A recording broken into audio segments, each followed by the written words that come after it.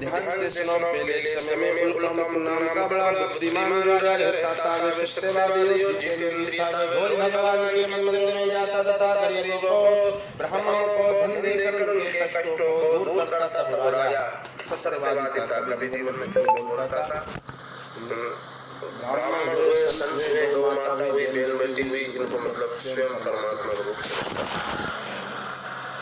एक समय भद्रशिला नदी के तट पर उन्होंने पति पत्नी ने सत्यनारायण भगवान का व्रत किया। उस समय वहाँ एक साधु नाम का वैश्य आया। उसके पास व्यापार के लिए बहुत सा धन था। वह नाव को किनारे पर ठहराकर राजा के पास आया।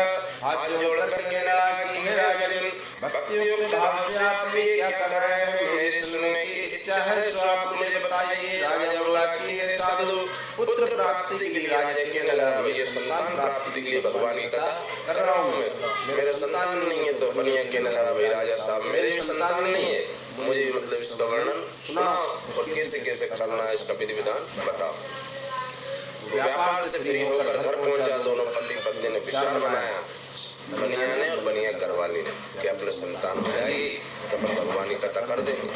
साधु ने ऐसे वचन अपनी स्त्री लीलावती से कहे। एक दिन उसकी स्त्री लीलावती पति के साथ आनंदित होकर संसारिक धर्म में भक्त होकर सत्यनारायण भगवान की कृपा से गर्भवती हो गई। थोड़ी अधिक उम्र में वो गर्भवती हो गई तथा 10वें महीने में सुंदर कन्या का जन्म हुआ। दिन दिन कन्या इस तरह बढ़ने लगी जैसे शुक्ल पक्ष का चंद्रमा बढ़ता है। कन्या का नाम कलावती रखा गया। तब लीलावती ने मीठे शब्दों में अपने पति से कहा कि हे पतिदेव, आपने भगवान का संकल्प किया था कि भगवान की कथा करूंगा, अब आप उसे करिए। उसकी औरत याद दिला रही कि तुमने कथा बोली थी, अब उसको करो। तो बनिया कहने लगा, नहीं, कब इसके विवाह में करेंगे। इस प्रकार अपनी पत्नी को आश्वासन देकर वे नगर को चला गया। कलावती कन्या अपने पिता के घर में बड़ी हो गई। साधु ने नगर में सखी सहेलियों के साथ अपनी लड़की को देखा तो तुरंत ही दूध को लाया और कहा कि लड़की के लिए कोई अच्छे लड़के को देख कर आप नहीं और ब्राह्मण ही आओ करते। महाराज जी निश्चित कर देते और खवान जी को बजा देते, जाओ भैया फलानी जगह लगा दिया। तो दूध कांचन नगर पहुंचा। वहाँ पर बड़ी फौज और देवाल लड़की के लिए श्वेत लड़के को देखकर ले आए। उस श्वेत लड़के को देखकर साधु ने भाई बंधुओं के साथ प्रसन्नता से अपनी लड़की का विवाह उसके साथ कर दिया, किंतु दुर्भाग्य से विवाह के समय भी उस कथा को करना भूल गया। तो श्री भगवान क्रोधित हो गए, श्राप दिया कि तुम्हें बहुत बड़ा दारुण दुख प्राप्त होगा। अपने कार्य में कुशल साधु बनिया दामाद के साथ समुद्र के पास स्थित रत्नपुर नगरी में पहुंचा। वहाँ दोनों सुश्रीमाई राजा चंद्रकेतु की नगरी में व्यापार करने लगे। एक दिन भगवान सत्यनारायण की माया से प्रेरित कोई चोर राजा के धन को चुराकर भागा जा रहा था, किंतु राजा के दूतों को पीछे से आता हुआ देखकर चोरों ने घबराकर राजा के धन को वहीं चुपचाप रख दिया जहाँ वो दोनों ससुरजमाई ठहरे हुए थे। भगवान का दंड लगता है तो ऐसी घटना घटती है। चारों तरफ से दुखी दुख हो जाते हैं।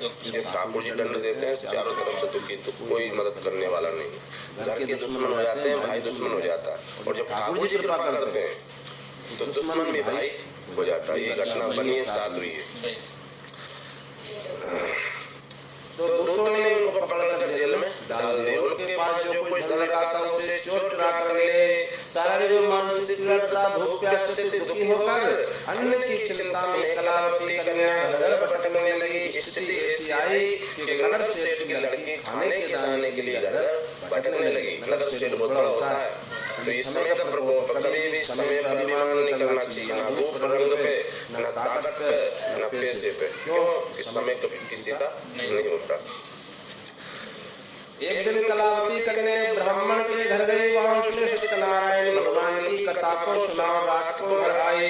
माता ने कलावती कन्या से कहा कि हे लड़की, तू कहाँ रही है? तेरे मन में क्या है? जवान लड़की रात को घर आई तो माँ ने डांटा फटकारा, भाई घर पे कोई भी नहीं है, तेरे पिताजी नहीं है, कमर साहब नहीं है, और तू रात को कहाँ गई?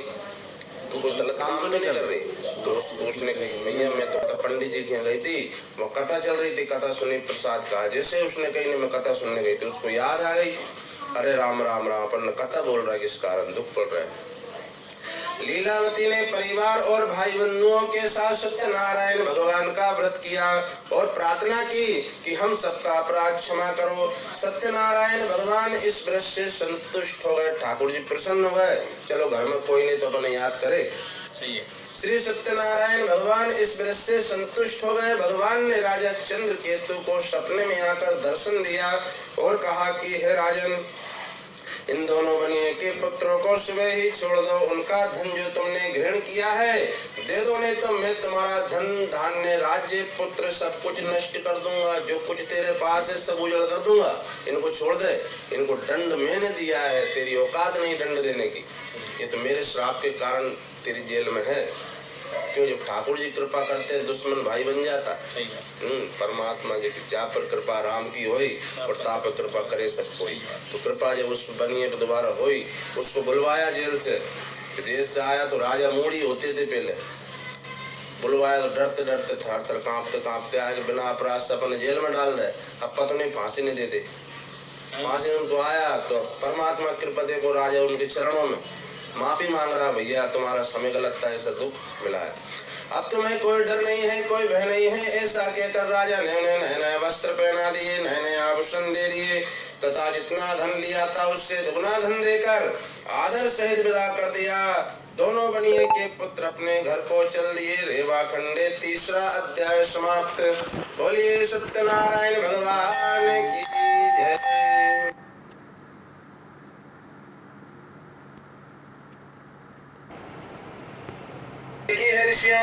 मैं एक कथा और कहता हूँ, ध्यान से सुनो। पहले समय में उल्कामुख नाम का बड़ा बुद्धिमान राजा रहता था। वे सत्यवादी